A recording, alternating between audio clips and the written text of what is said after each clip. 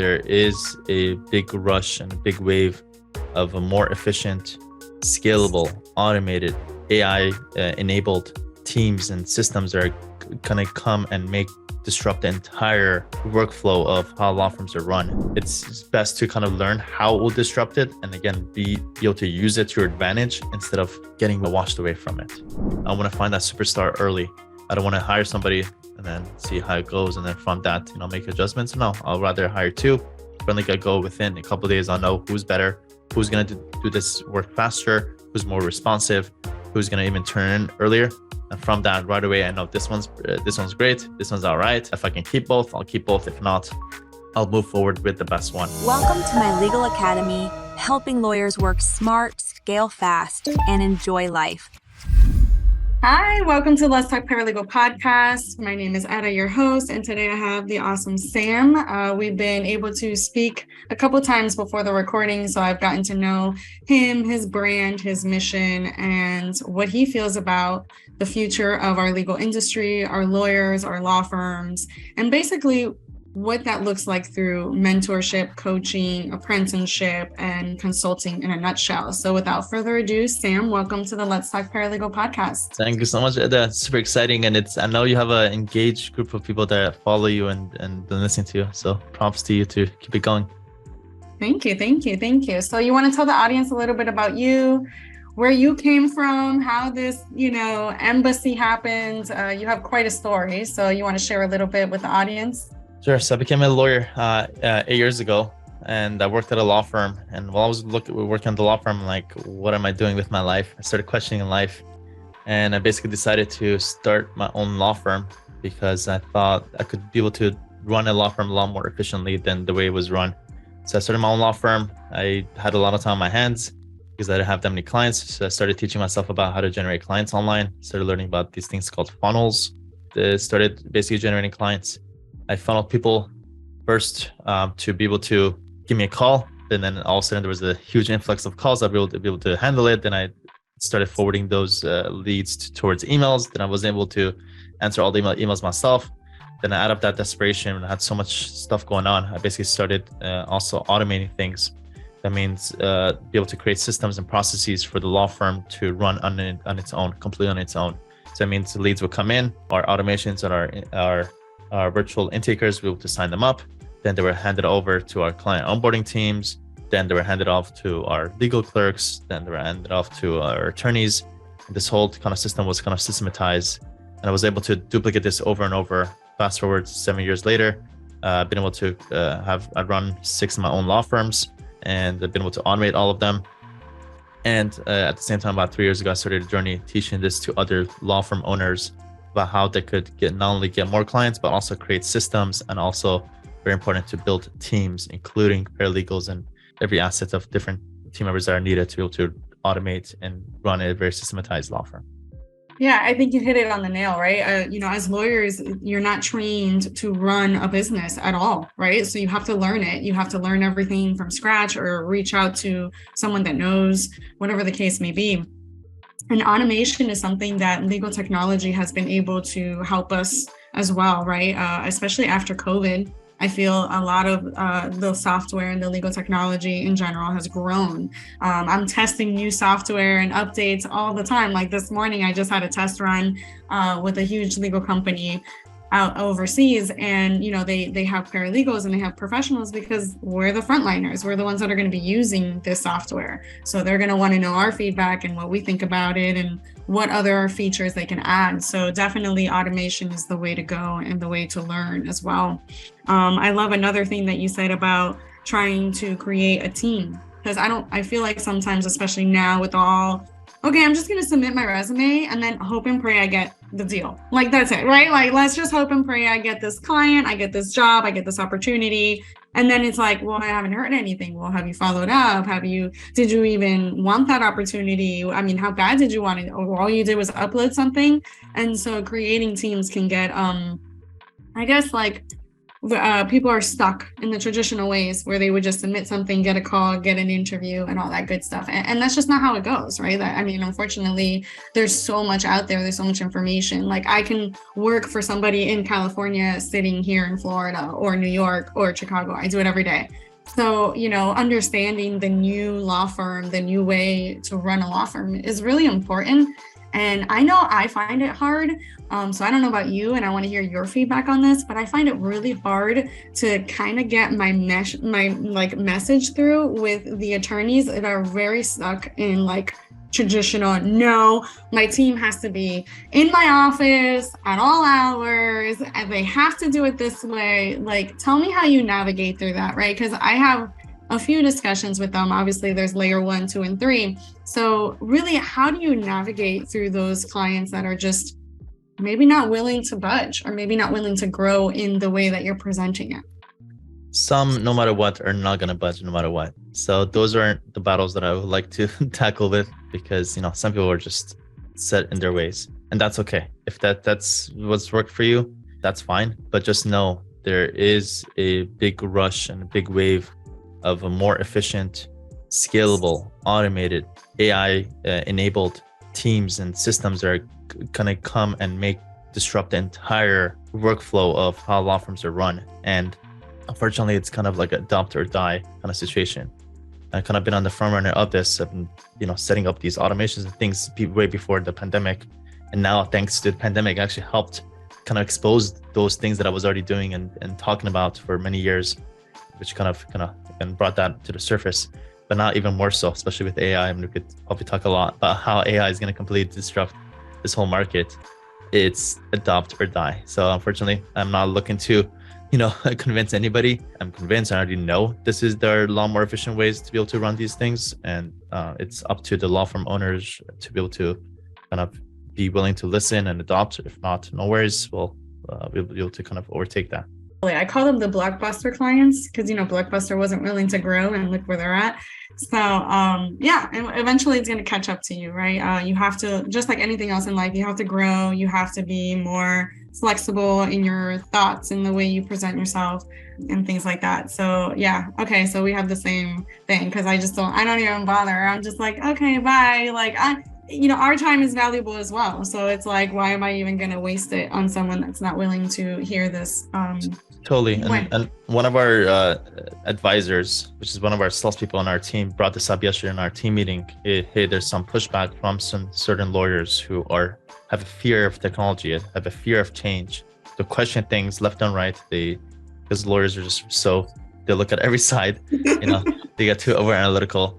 What can we do about that? And actually I told them, hey, if you want, gather all your other questions, bring those up, and let's have a deep conversation. Ultimately, I think there's a deep-rooted sense of FUD, fear, uncertainty, and doubt that's happening, deep-rooted in the lawyers themselves. And so first you got to kind of tackle that before we get to the surface. So it requires deeper conversation, but it comes down to like kind of deeper sense of like, again, that fear, uncertainty, and doubt. And I don't know if it happens to you, but it happens to me. Sometimes you approach someone that's just not ready, right? And you just have to identify that. Sometimes they're just not ready. They'll make all the excuses in the world, whether it's financially, mentally, wherever they're at in their personal or professional life. They'll make all these excuses. And those are the ones that you'll follow up with later, right? Like 2-3 months later, and I'll grab them. I'll be like, okay, I completely understand that maybe this is not something that you're willing to focus on right now because you're so overwhelmed, but that is literally what I'm trying to sell you. So you're not overwhelmed, but okay, whatever. And then you get them on a good day, a couple weeks later, and then all of a sudden they're more open to the conversation. So I think you're right. I think it's all about the mindset and where they are currently focusing on in their actual law firm, right? In their format and what they're trying to do, what they're trying to accomplish. And let's be real, sometimes they don't even know what they need, right? They're just like, I just need help. And then they hope and pray that you come with all the answers because they're like, I don't even know where I need this help, right? Like, I know I get those clients all the time where it's clearly like, all right, let me hold your hand. Let's get you through this because it's going to be a long road. Totally. Another thing you mentioned was AI, right? ChatGPT, talk of the town, right? Like I was mentioning earlier, softwares really noticeably upgrading their integration, right? Because they're noticing that a lot of attorneys do not want the whole multiple softwares and multiple platforms, right? They want everything to integrate, work seamlessly. A lot of remote work is happening, so they want accessibility to their team, what they're doing, what they're up to, why they're doing it, when they're doing it, how they're doing it. They want still some type of control, right? So all these upgrades and all these updates that I'm noticing with the new AI that's coming out has a lot to do with that, right? Has a lot to do with timekeeping, has a lot to do with the user versus really what it actually does. So I'm curious to know what your thoughts are on this whole AI thing. It's going to majorly disrupt and eliminate a lot of positions, but I don't want people to get scared of it. If anything, it's I've never seen a more level playing field of taking this technology. Anybody can take this technology, do something about it, and either make their role better or create some roles or some value wherever you're working at. For example, take whatever you're working at. There's always data that you're getting. Are you doing something with it to be able to have an output? So the first question is, what is that data you're working with? Okay. What questions and answers do you have? Second is, if you have the data, what is the prompt that you have to give to this AI? Like basically, what are the instructions to say, hey, take this data and I want you to do this with it, which is basically what you're doing. See if you can come up with that. That's what I've been challenging everybody in our teams to take their role and kind of really break it down like that. What data do you have and what are you doing with it? And let's put that into ChatGPT and see what we can come up with and how it optimizes your role. For paralegals, it's very obvious. There's going to be a major disruption. Sorry to break the news. It's best to kind of learn how it will disrupt it and again, be able to use it to your advantage instead of getting washed away from it. Right, I know. And you're right, it is. It's going to eliminate a lot of it, which is fine. We've been waiting for something like this to happen to us because I feel like sometimes a lot of people feel like we're glorified assistants, right? And we're doing all this administrative stuff that can seamlessly be, done through a software, through an AI, through a ChatGPT. We're spending hours and hours on drafting briefs and gathering all this information when there's software out there that can do it. This way we can focus more on what we're really good at, the customer service, the analyzing, the putting it all together, the organizing, the presenting it to the attorney, the strategizing. That's really what paralegals were meant to do. We were supposed to occupy that partnership role with the attorneys versus getting bottled down with all these administrative tasks because attorneys either cannot afford it or refuse to hire somebody and onboard somebody. Or, like you said, find an AI that can replace those administrative tasks and automate the bulk of their information, which I feel like if done correctly, like you've proven, it can go well, right? It can go horribly wrong too if you don't do it right. Because I always say, whatever you put in, it's what's going to come out. So you have to learn what to ask it, how to organize it, exactly what information are you gathering and placing in the system for it to actually spit it out. And you have to have the knowledge to be like, this is correct, this is incorrect, this, I should really change this. There's still always going to be that human element, right? That is going to be needed in some capacity. Maybe not as much as we're using it now. I feel like we overutilize humans. Like you said, if you get ahead of it, I think we'll be fine. Take the challenge that I gave you and see if you can create a specific prompt and a specific way to be able to use ChatGPT to be able to make your job more efficient. And if you take that to your boss and share with them, be like, hey, look at how I'm able to make this whole process, optimize it, may be able to save time, and that saving time equals this much. What would you give me if I'm able to manage this and kind of lead our AI-enabled paralegal kind of department and be able to kind of scale this up for you? If you take now you'll be ahead of it and you'll be in charge of it. And as you said, Eda, there's always a need for quality control. It means we don't just rely completely on it. You still need a human to be able to review what has been done by AI. But you want to be kind of the manager of that, in charge of that before someone else takes over that role.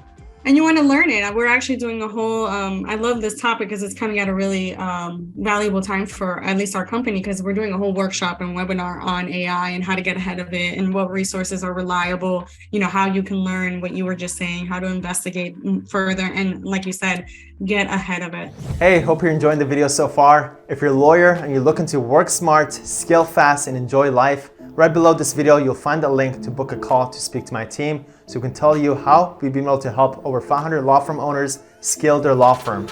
Now back to the video. I love how you talk about create stellar teams to delegate work to.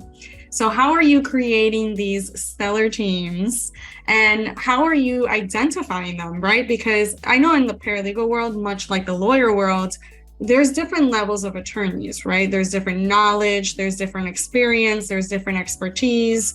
Like you went ahead and took it like to the nth degree, but not every attorney thinks about it that way. Not every attorney is maybe that innovative or ambitious or tries to find a solution on their own, right? So, tell me a little bit how you create these, teams. First, virtual, always. The reason is the talent pool is much better when you're able to go from a 50-mile radius of around your law firm to now maybe potentially national and potentially even international, which a lot of people don't look at. So that's one, increased talent pool from a virtual talent pool. Second is we qualify people based on very specific criteria. Either we get them, if we have an influx of those applicants, then we get them to fill out a form for us to pretty much summarize exactly, what's their experience, how many years, what their strengths are, what their weaknesses are. And that way, in one shot, be able to kind of review those answers and pick and choose who we want to interview with. And then from that, I always hire in twos. I have a thing called rule of twos. There's some things you want to do two at a time. One is hiring, because I want to find that superstar early. I don't want to hire somebody and then see how it goes. And then from that, make adjustments. No, I'll rather hire two. From the get-go, within a couple of days, I'll know who's better, who's going to do this work faster, who's more responsive, who's going to even turn in earlier. And from that, right away, I know this one's great, this one's all right.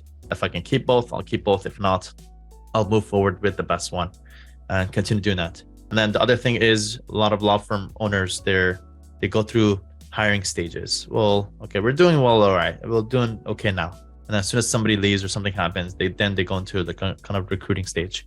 We don't do that. It's a big mistake. We're always constantly in a constant recruiting mode. Found that the best law firm owners are constantly hiring the best people at all times. So that means we have a full-time recruiter who has a protocol, being on Indeed, ZipRecruiter, putting up ads or whatever, putting up job posts to constantly find those A and B players, ideally just A players constantly, 365 days a year. And we're always looking to hire. If you are, and I'll put the call to action, if you are paralegal or somebody in the legal field and you're looking for jobs, just find my name and find my email, send me an email. I'm always hiring across 6 law firms, across 8 different companies. Just let me know. I'll be happy to be able to. Yeah, we'll put it on the description too, so that they don't have to search for you, Google search you. We'll make it easy for the listeners. You also have a mission to help lawyers scale and get back their life. And I feel like for me anyway, that hit home, right? Because that was the whole reason why I opened up my business. I was a recent mom. I said, no way, that's not happening. I'm not going to give her to a stranger. I want to raise my own child. That gave me my life back, right? Or that gave me, I guess, control of what I could and could not do in my calendar. And in essence, like you say, make more money doing it, right? Because you're happy, you're doing what you love, you found your niche, you're in your mode, and then you have no cap, right? You don't have to ask for the raise. You don't have to deal with all the other stuff that comes in with employment and things like that. So I'm interested to know how you did that. What made you think this is going to be our mission? That goes into actually my book. I have a book called Oh, Virtual Law. I love that book. Yeah. I have it. You know that, right? It's time to read it. It's time to read it. But I get into that in detail. And before we even get into the how-tos of the subtitle is how to run your law firm so it doesn't run you. Before we get to the how-tos, first we got to clean up your slate. That means the title of chapter 2 is how to eliminate distractions and stay focused in a busy world. So I was able to kind of narrow down the top 3 distractions that everybody has. Number 1 is their email inbox, especially with law firm owners. They're in their emails all day long. Big problem. Number 2 is social media. A lot of people spend countless hours on their social media. And then number 3 is a lot of people get the notifications on their phone. That pretty much those 3 really cover 80% of all the distractions we get in the world. Again, your emails, your social media, and your iPhone, essentially. Yeah, absolutely. So for each one, I'm just going to give you a gist of like the 80-20 most practical way to how to get control of your life for each of those. One is your email inbox. Your email box, you don't realize it, but most of the time when you're answering different people, usually you have like 80% of it's the same thing over and over. Maybe just saying at different times, at different ways, but we really analyze it's the same thing. So what I did, again, out of desperation, I basically created a system using a tool called Mixmax. That's basically a tool for Gmail that allows you to create templates and sequences out of your email communication. So to just say, if somebody asks me a question about this, I create a template out of that. So that next time somebody asks me the same question, I could just use a template to be able to provide the same optimized answer. Also, the other thing that it does is sequences. Let's just say a lot of times when I need something to be done, or if prospect or somebody emails me for something, or if I need a client to do something, I don't want to go back and follow up manually and 2 days later, hey, can you get this to me? Instead, one time I create a sequence which automatically says, hey, if this email is not replied back to in 2 business days, then go ahead and send this second email. And then if they don't respond back to that email, a third email, fourth email. So for all these different things that I know I need a response, I create sequences, and I just create it once. And I send sequences out, which automatically the emails are coming straight from Gmail. So it looks like it's coming from me, and it's able to follow for me. So I created those systems. And now I basically have my virtual team. At this point, I have about 4 or 5 people who answer my emails using different templates and sequences to answer those emails for me. That's number 1. Number 2 is social media. You're either a consumer or you're a producer. The wrong side is to be a consumer. That's where 90% of people spend their time. Not a good place to be long-term. You're going to get burned out. You're going to get over the flood of information. You're going to waste a lot of time. Instead, you want to be a producer. Well, which one do you want to be a producer on? I kind of break it down in the book. What's working best? You want to be a producer on just one platform. And ideally, all the other ones you eliminate. If you see yourself, you're a consumer, you literally cut out all the consumer ones. So that means for me, I don't get on TikTok. It's a big waste of time. I'm sorry. I'm trying to cut out. I'm with you on that one. Yeah, I'm trying to cut out Instagram and Facebook, and any ones that I'm coming on and being consumer, cutting out. And the third is iPhone. If you have an iPhone, one of iPhone's most underutilized and most undervalued features is a setting called focus mode. Yeah. If you go to your settings, you want to pull out, everybody can just pull out their phone right now. If you go to your settings, you'll see the 8th option you'll see is an option called focus. I don't want to get into it now, but that right there, if you just go on YouTube and search for like how to set up focus mode on your iPhone, there's a way to say, hey, during work hours or during these hours, I don't want to get any notifications from these apps, from these people, from other people, whatever, coming into my phone. And now what that means is throughout the day, I don't get any incoming notifications to me. That means my time is protected. Nobody can come and say, hey, can you do this? Can you look into this? Do this for me, whatever. I'm in control of my time. Whenever I click into my messages is when I see my text. Whenever I click into apps, that's when I see my notifications, etc. And now that kind of forces me to be in control of my time versus people controlling my time. So through those kind of completely being in control of my every minute that's spent, now like literally at this point it's like seconds are being optimized. And yeah, I think that's ultimately what it comes down to, controlling those distractions and being in control of your time. Like people thought that I was crazy when I started putting my phone on silent because I don't even want to hear the vibration. And then I put it on do not disturb. So like it'll, like you said, with Google, especially if I have a Google Pixel, so it's a little different. But with Google, if it sees you have a current event, it'll automatically put your phone on do not disturb. So you will not get any calls, any notifications. So yeah, I mean, I love it. I do that with my time management courses. We include those similar things. I call them email maze because you just go into this maze and you just get lost in it, right? But I love that you inserted the templates and things like that because it's super valuable. So tell me a little bit about your coaching program, your community, which now I'm going to be a part of. So I'm excited about that. You're My Legal Academy. Nice. So tell me a little bit about that. Yeah, it's basically the number one biggest and best community for lawyers and their teams. There are 4 aspects of this. Number 1 is community based. That means the community governs everything. It's a completely different mindset than like course. It's not a course, it's not a thing. It's kind of like community. That means from the community, you get all the resources and everything you need, you possibly ever need for your law firm there. That's the first part. Second, we have world-class instructors. So imagine for every specific subject when it comes to the legal world, we have top people like Eda, who can come and train our paralegals in our platform. So, that's the kind of expertise. The third part is, as I kind of mentioned, it's for lawyers and their teams. So that is pretty cool, kind of training all the team members that are part of these law firms. And then fourth, which is kind of like part of the long-term vision, is we're not just covering topics for law firm growth. I think law firm growth is important, but there's also other very important topics like health, mental health, taxes, the best business cards. There's so many different topics that can make lawyers and their teams optimized. Over time, we're going to be bringing on these instructors and things that come and advise on these things. So ultimately, the person whoever's part of this community becomes optimized, and everything flows from that. Then the success and the personal growth, everything kind of flows from that. Super exciting. I know. I've been doing that. I've been including the mindset, because from going to the 9 to 5 to an entrepreneur, that's a complete mindset shift, right? You're no longer the employee dependent on whatever benefits they were offering, getting that steady paycheck. So it's a whole different mindset shift on all aspects.